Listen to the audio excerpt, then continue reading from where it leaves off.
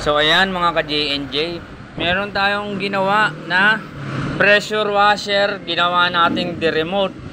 Pero ang ginawa kong diagram na kung sakaling wala man yung remote, pwede rin nating i-on sa manual. Kasi para in case of emergency, kasi yung ibang ginagawa pag nilagay yung remote, wala na to. Wala nang silbi yung switch niya na manual.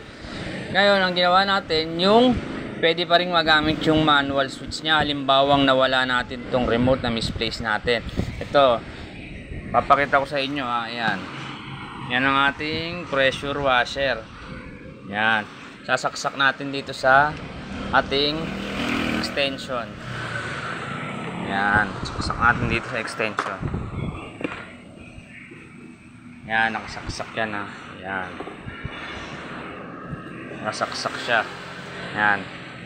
Ngayon, pipindutin natin yung remote para mag-on. Yan. Off.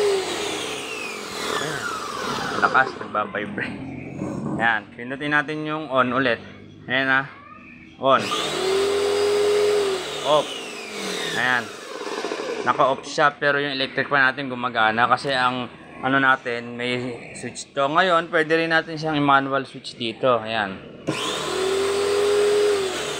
Yan, mga ka-JNJ. Sa susunod na video, ituturo ko to kung paano yung ginawa ko dito.